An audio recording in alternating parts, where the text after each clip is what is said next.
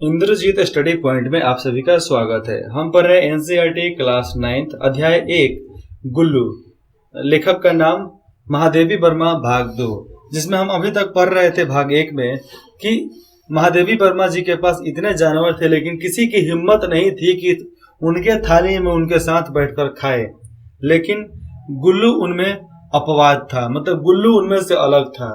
मैं जैसे ही खाने के कमरे में पहुंचती, वह खिड़की से निकलकर आंगन की दीवार, बरामदा पार करके मेज पर पहुंच जाती और मेरे थाली में बैठ जाना चाहती थी। थाली में बैठकर खाती थी। लेकिन बड़ी कठिनाई से मैंने उसे थाली के पास बैठना सिखाया, जहां बैठकर वह मेरी थाली में से एक एक चावल उठाकर बड़ी सफाई से खाया करती थी। ठीक है। काजू उसका प्रिय खाद्य था, मतलब सबसे ज्यादा फेवरेट था उसका तो काजू था। और कई दिन काजू न मिलने पर वह अन्य खाने की चीजें भी लेना बंद कर देती थी या झूले से नीचे फेंक देती थी, नहीं खाती थी। उसी बीच मुझे मोटर दुर्घटना उनकी गाड़ी की दुर्घटना में आहत होकर कुछ दिन अस्पताल में रहना पड़ा। उन दिनों जब मेरे कमरे का दरवाजा खोला जाता, गुल्लू अपने झूले से उतरकर दौड़ता और फिर किसी दूसरे को देखकर उसी तेजी से अपने घोंसले में जा बैठता कि दूसरा ये मेरा मालिक नहीं है। सब उसे काजू दे आते, परंतु अस्पताल से लौटकर जब मैंने उसके झूले की सफाई की तो उसमें काजू भरे मिले, पूरा काजू, जिनसे ज्ञात होता है कि वह उन दिनों अपना प्रिय खाद्य भोजन भी नहीं खा रही थी।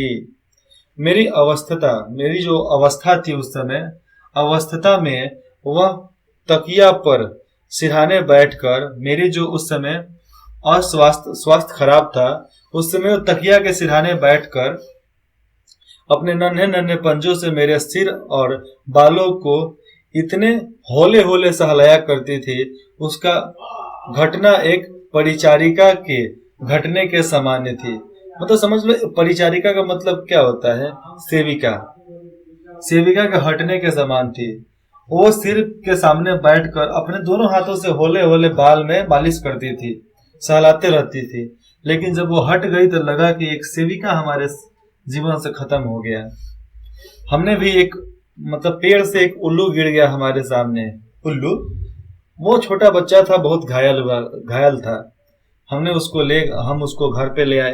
घर पे लाने के बाद उसको पानी पिलाया, मीठा खिलाया, चिकन खिलाया। रोज उसको चिकन का 1 पीस खिलाते थे। 1 पीस 5 रुपए का लेकर आते थे, उसको खिलाते थे। और उसके पैर में रस्सी बांध के रखते थे कि रात को पंखा चलता है, कहीं उड़कर उसमें कट ना जाए। लेकिन ये नहीं था कि हम उसको घर में बांध कर रखना चाहते थे, ये कभी नहीं। एक दिन माँ बोली कि इसको उड़ा दो, नहीं चाहिए घर में। तो हमने कहा कि ठीक है। हम उसके पैर से रस्सी खोलकर उसको अपने रेलिंग पर रख दिए। 2 घंटे के बाद जाकर वहां देखे तो वो वहीं पर बैठा था, उड़ा ही नहीं, जाया ही नहीं कहीं। और टक से न बोलते मेरे हाथ पे आकर बैठ जाएगा, इतना वो सीख गया था। उसको लैपटॉप पे उसके प्रजाति का गाना सुनाते थे, मतलब उल्लू चू चू क्यों क्यों जो करता था सब ना, तो लैपटॉप के सामने उसको खड़ा करके उसको दिखाते थे कि देख ये तेरे प्रजाति का है। तो वैसे मजा आता था। रात भर उसको घुमाते थे मंदिर पे, मार्केट भी जाते थे तो लेकर जाते थे। दुकानदार बोलता था उल्लू ना पोसना चाहिए, उल्लू को मत, उसको उड़ा देना चाहिए, उड़ा दो। तो हम उसको सिर पर रख कर लेकर आते थे, और सिर पर रख कर कंधे पर उतरता था, देह पर चलेगा, लेकिन उड़ेगा नहीं, वो पास ही बैठा रहेगा। तो देखो, ठीक उसी तरह उनके सेविका के जिस तरह हटने पर दुख होता है, वैसे ही दुख हुआ उनको जब उनका गुल्लू मर गया। तब तो वो पंजों से उनके सिर में होले होले सहलाया करता था। गर्मियों में जब मैं दोपहर में काम करती रहती तो गुल्लू ने बाहर जाना अपने झूले में बैठता, बाहर नहीं जाता था, केवल झूले में बैठता था।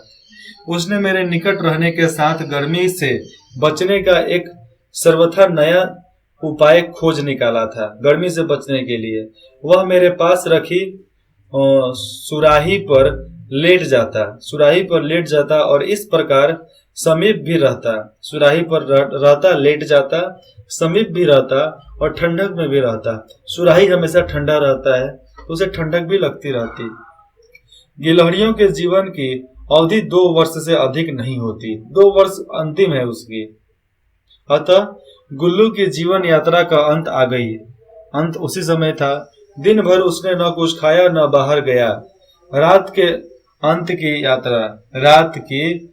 की यात्रा में भी वह अपने झूले से उतरकर मेरे बिस्तर पर आया और ठंडे पंजों से मेरे वही उंगली पकड़कर हाथ से चिपक गया, जिसे उसने अपने बचपन की मरणासन मतलब अधमरा जब था उस समय जब मेरी उंगली पकड़ के सोता था, वैसे ही आज भी वो ठंडे पंजों से मेरी उंगली को पकड़कर रात को सो गया।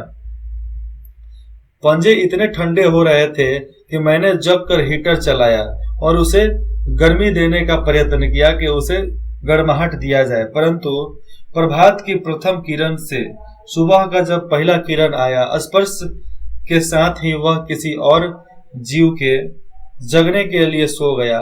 मतलब किसी और जीव के रूप में जन्म लेने के लिए वह गुल्लू सो गया, मतलब मर गया।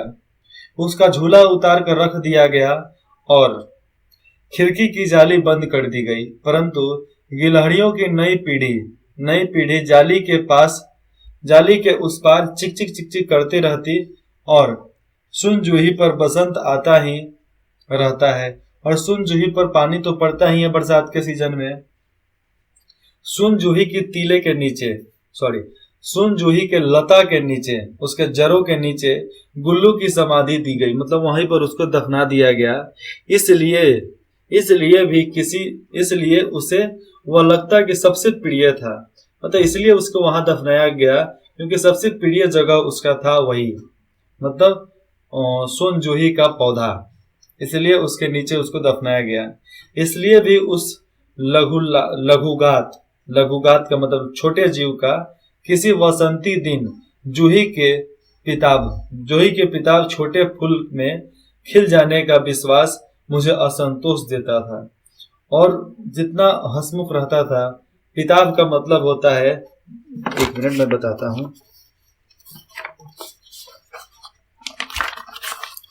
पिताब का मतलब हो जाएगा आपको गिलहरी के पीले रंग का फूल।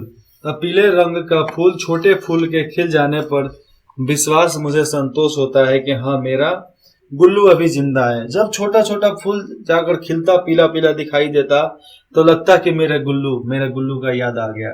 उस समय लगता था कि गुल्लू मेरा जिंदा है। यहाँ पर आपका यह पाठ खत्म होता है। अब है बोध प्रश्न के बारे में मैं बता देता हूँ। सोन जूही में लगी पीली कली को देखकर लेखिका के मन में कौन सा विचार उड़ने लगे? 2 नंबर, पाठ के आधार पर कौवे को एक साथ समादरी और अनादरी, सम्मान देने वाला और सम्मान नहीं देने वाला प्राणी क्यों कहा गया है? गिलहरी के घायल बच्चे का उपचार किस प्रकार किया गया? 4 नंबर, लेखिका का ध्यान आकर्षित करने के लिए गुल्लू क्या करता था? 5 नंबर, गुल्लू को मुक्त करने की आवश्यकता क्यों समझी गई? उसके लिए लेखिका ने क्या उपाय किया, ये बताना है। किस तरह खिड़की से रास्ता बनाया, ठीक है। 6 नंबर, गुल्लू किन अर्थों में परिचारिका की भूमिका निभा रहा था? परिचारिका मतलब सेविका की भूमिका निभा रहा था। 7 नंबर, उसके बाल को सहलाकर। 7 नंबर, गुल्लू की किन चेष्टाओं से यह आभास मिलने लगा था कि अब उसका अंत समय आ गया है? उसका शरीर ठंडा पड़ने लगा। 8 नंबर, प्रभात की प्रथम किरण के स्पर्श के साथ वह किसी और जीव में जगने के लिए सो गया का आशय स्पष्ट कीजिए। 9 नंबर, सोन जूही की लता के नीचे बनी गुल्लू की समाधि से लेखिका के मन में किस विकास का जन्म होता है? इस विकास का जन्म होता है कि जब फूल खिलता है पीला पीला तो उसको लगता है कि हमारा गुल्लू ही खिल रहा है, हंस रहा है, मुस्कुरा रहा है। यहाँ पर अपना यह पाठ खत्म होता है। फिर अगले पाठ में देखते हैं जिसका नाम है स्मृति। लिखने वाले का नाम है श्री राम शर्मा। तो मिलते हैं अगले अध्याय में। इंद्रजीत स्टडी पॉइंट में आप सभी का बहुत बहुत स्वागत है और यहाँ पर आने के लिए बहुत बहुत धन्यवाद। आशा करते हैं कि आप फीडबैक भी अच्छा देंगे। अगर कुछ सलाह देना चाहते हैं तो वो भी दें। अगर आपको नया सब्जेक्ट चाहिए, कुछ नया जानना है, तो उसके लिए भी आप कमेंट करके बता सकते हैं। धन्यवाद।